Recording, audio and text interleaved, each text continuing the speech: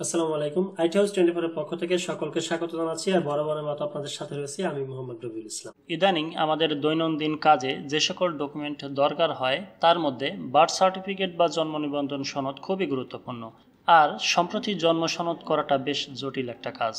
আজকের ভিডিওতে দেখাবো সর্বশেষ নিয়মে ঘরে বসে খুব সহজেই আপনি নিজেই জন্ম নিবন্ধনের জন্য কিভাবে আবেদন করবেন। ইউটিউবে অনেক ভিডিও রয়েছে যেখানে থাম্বনেইলে লেখা দেখলাম যে আপনি ঘরে বসে নিজেই নিজের জন্ম নিবন্ধন করুন। এটা আসলে একটা ভুল কথা, কারণ আপনি নিজেই নিজের বা কারোর জন্ম নিবন্ধন করতে হলে আপনাকে অবশ্যই নিবন্ধক হতে হবে। আপনি পাবলিক বা একজন সাধারণ জনগণ হিসেবে কখনোই নিজের বা কারোর জন্ম নিবন্ধন করে দিতে পারবেন না। আপনি ঘরে বসে যেটা করতে পারবেন সেটা হলো জন্ম নিবন্ধনের জন্য আবেদন করতে পারবেন। আপনি দেশে বা প্রবাসে যেখানেই থাকেন না কেন জন্ম নিবন্ধনের প্রয়োজনীয় ডকুমেন্টস ও তথ্যাদি দিয়ে অনলাইনে আবেদন করতে পারবেন। তারপর উক্ত আবেদন ফর্মের প্রিন্ট কপির সাথে চাহিদা ডকুমেন্ট সংযুক্ত করে যে নিবন্ধকের কার্যালয়ে আবেদন করেছিলেন সেই কার্যালয়ে জমা দিতে হবে। তারপর আপনার আবেদনটি মঞ্জুর হলে সংশ্লিষ্ট নিবন্ধক আপনার জন্ম সনদ দিয়ে দিবেন। এই হলো বর্তমান প্রসেস। হয়তো খুব শীঘ্রই আপনাকে আর অফিসে যেতে হবে না। অনলাইনে আবেদন ও নির্দিষ্ট ফি পেমেন্ট করার পর অনলাইনে ঘরে বসেই জন্ম সনদ পেয়ে যাবেন। সংশ্লিষ্ট কর্তৃপক্ষের নিকট আমরা এই আবেদনই করছি। যাই হোক বন্ধুরা, আজকের ভিডিওতে আমি দেখাবো কিভাবে জন্ম নিবন্ধনের জন্য আবেদন করবেন। এর জন্য কি কি ডকুমেন্টস লাগবে সেটা ফর্ম পূরণের সময় যখন আপনার জন্ম তারিখ এন্ট্রি করবেন তখন দেখতে পাবেন। তাহলে চলুন কম্পিউটার স্ক্রিনে যাওয়া যাক। Welcome back. জন্ম নিবন্ধন করার জন্য আপনাকে প্রথমে আসতে হবে bdris.gov.bd এই ওয়েবসাইটে।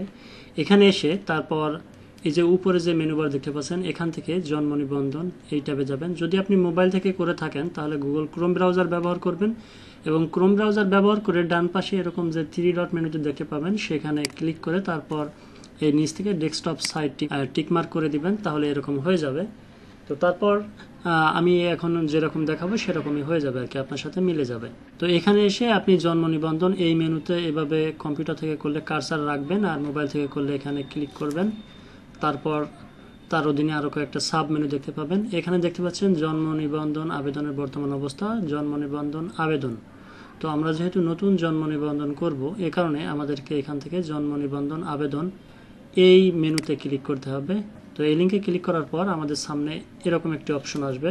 এরপর আপনি যেখান থেকে জন্ম নিবন্ধন করবেন সেটা কি আপনার জন্মস্থান নাকি স্থায়ী ঠিকানা সেটা এখান থেকে সিলেক্ট করতে হবে। তো আমি এখান থেকে জন্মস্থান সিলেক্ট করব। আর যদি আপনি বাংলাদেশি দূতাবাস থেকে আবেদন করে থাকেন, অর্থাৎ যদি বিদেশে অবস্থান করেন এবং সেখানে যে বাংলাদেশ দূতাবাস রয়েছে সেখান থেকে যদি আপনি জন্ম নিবন্ধন করতে চান সেক্ষেত্রে আপনাকে এই চেক বক্সে ক্লিক করতে হবে। তো আমি এখান থেকে জন্মস্থান সিলেক্ট করব, তারপর এখান থেকে পরবর্তী বাটনে ক্লিক করতে হবে।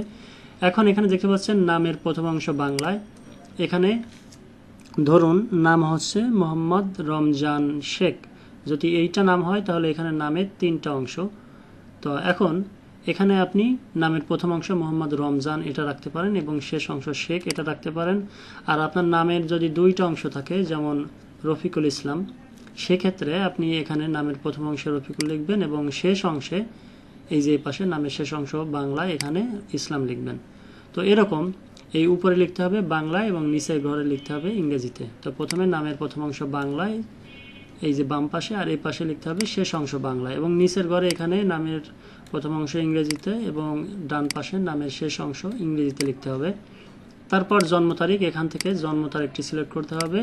এরপর পিতা মাতার কততম সন্তান, এখান থেকে যার জন্ম নিবন্ধন করছেন তার অবস্থান কততম, যেমন প্রথম দ্বিতীয় তৃতীয় সেটা এখান থেকে সিলেক্ট করবেন। তারপর এখান থেকে লিঙ্গ সিলেক্ট করবেন। এরপর জন্মস্থানের ঠিকানা প্রথমে এখান থেকে দেশ সিলেক্ট করবেন বাংলাদেশ। তারপর এবার ডান পাশে চলে আসবেন বিভাগ, এখান থেকে আপনার বিভাগ সিলেক্ট করবেন। বিভাগ সিলেক্ট করার পর এই যে এখানে দেখতে পাচ্ছেন জেলা চলে আসছে, এখান থেকে জেলা সিলেক্ট করবেন। তারপর এখান থেকে যদি সিটি কর্পোরেশন হয় বা ক্যান্টনমেন্ট হয় তাহলে এখান থেকে সেটা সিলেক্ট করবেন, আর যদি উপজেলা হয়ে থাকে তাহলে এখান থেকে উপজেলা সিলেক্ট করবেন।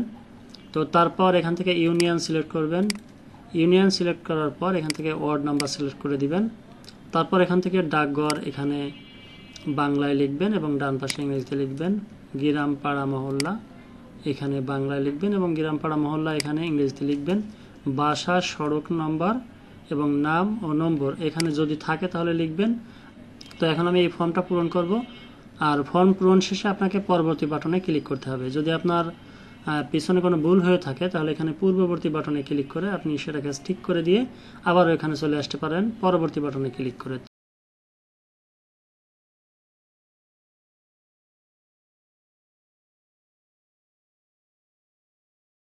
তো আমাদের লেখা শেষ, এখন আমরা এখান থেকে পরবর্তী বাটনে ক্লিক করব। তারপর এখানে দেখতে পাচ্ছেন পিতার জন্ম নিবন্ধন নাম্বার। এখানে আমরা যার জন্ম নিবন্ধন করব তার পিতার জন্ম নিবন্ধন নাম্বারটি লিখতে হবে, তারপর তার জন্ম তারিখ লিখতে হবে। এটা হলো পিতার জন্ম তারিখ। তারপর পিতার নাম বাংলায়, এগুলো অটোমেটিক্যালি ফিল আপ হয়ে যাবে। পিতার জাতীয়তা বাংলাদেশি, এখান থেকে বাংলাদেশি দিতে হবে। আর ডান পাশে এ পাশে মাতার তথ্য দিতে হবে। তারপর এখান থেকে পরবর্তী বাটনে ক্লিক করতে হবে। তো আমরা এখন এগুলো লিখে ফেলবো।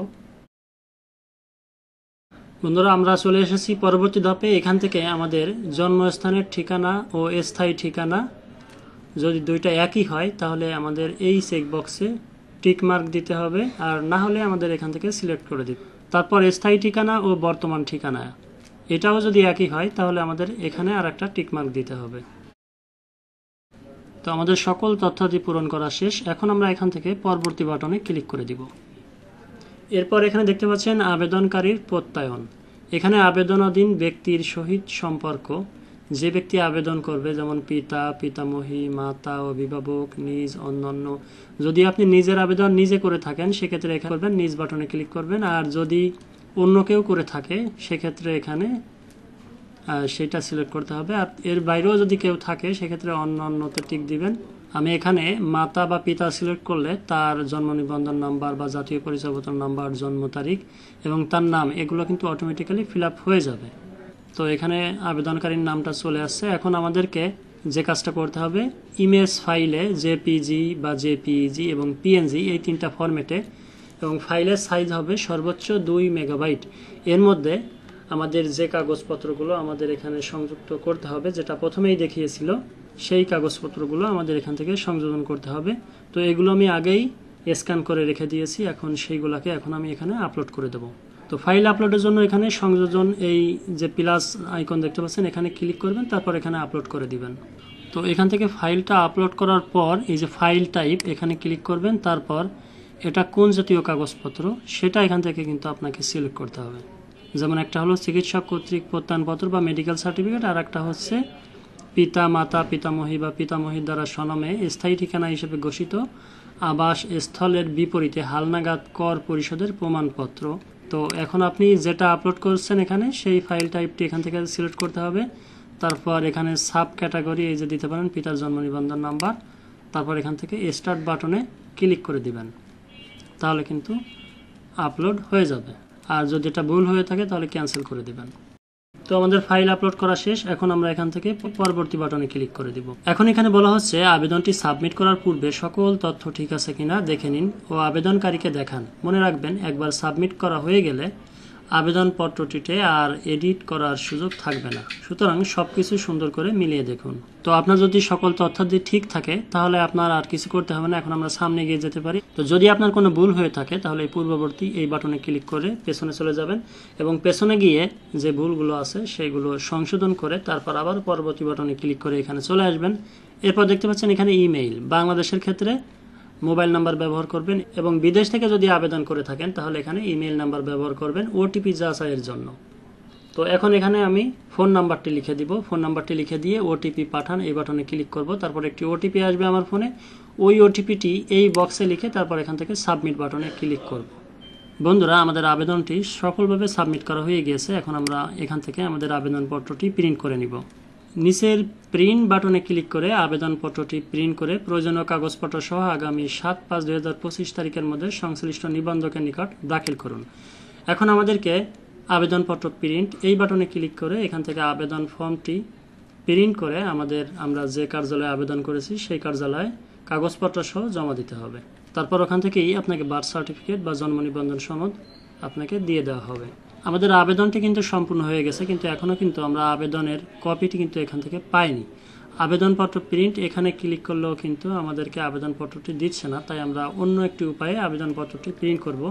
এজন্য যে উপরে দেখতে পাচ্ছেন আবেদনপত্র নম্বর, এই নাম্বারটি এখান থেকে কপি করে নেবেন। তারপরে এই যে আমি আবারও এলাম bdris.gov.bd এই ওয়েবসাইটের হোম পেজে। তারপর এখানে এসে যে জন্ম নিবন্ধন এই ট্যাবে ক্লিক করব। তারপর এখান থেকে এই যে এখানে দেখতে পাচ্ছেন এখানে জন্ম নিবন্ধন আবেদনপত্র প্রিন্ট, এখানে একটা ক্লিক করে দিবেন। তারপর এখানে জন্ম নিবন্ধনের জন্য এই যে আবেদনপত্রের ধরন জন্ম নিবন্ধনের জন্য আবেদন এটা সিলেক্ট করবেন। তারপর অ্যাপ্লিকেশন আইডি আমরা যে আইডিটি কপি করে নিয়ে এলাম সেটা এখানে পেস্ট করে দিবেন। তারপর এখান থেকে জন্ম তারিখটি এখান থেকে দিয়ে দিবেন। তারপর এখান থেকে প্রিন্ট বাটনে ক্লিক করে দিবেন। তাহলেই আপনার সামনে কিন্তু আবেদন ফর্মটি চলে আসবে। এখন এখান থেকে এই ফর্মটি আপনি প্রিন্ট করে নেবেন, ব্যাস তাহলে আপনার আবেদন কিন্তু সম্পূর্ণ হয়ে গেল। দর্শক, এই ছিল আমাদের আজকের ভিডিওটি যদি ভালো লেগে থাকে তাহলে অবশ্যই লাইক, কমেন্ট এবং শেয়ার করতে ভুলবেন না। আর আপনি যদি আমাদের চ্যানেলের নতুন দর্শক হয়ে থাকেন তাহলে অবশ্যই আমাদের চ্যানেলটিকে সাবস্ক্রাইব করে পাশে থাকা বেল আইকনে ক্লিক করে অল নোটিফিকেশন অন করে রাখবেন। আর যদি অলরেডি আমাদের সাবস্ক্রাইবার হয়ে থাকেন তাহলে আপনাকে অসংখ্য ধন্যবাদ এবং কৃতজ্ঞতা প্রকাশ করছি। দেখা হবে পরবর্তী ভিডিওতে। সে পর্যন্ত সবাই সুস্থ থাকুন, সুন্দর থাকুন আর আইটি হাউস 24 সাথেই থাকুন। খোদা হাফেজ।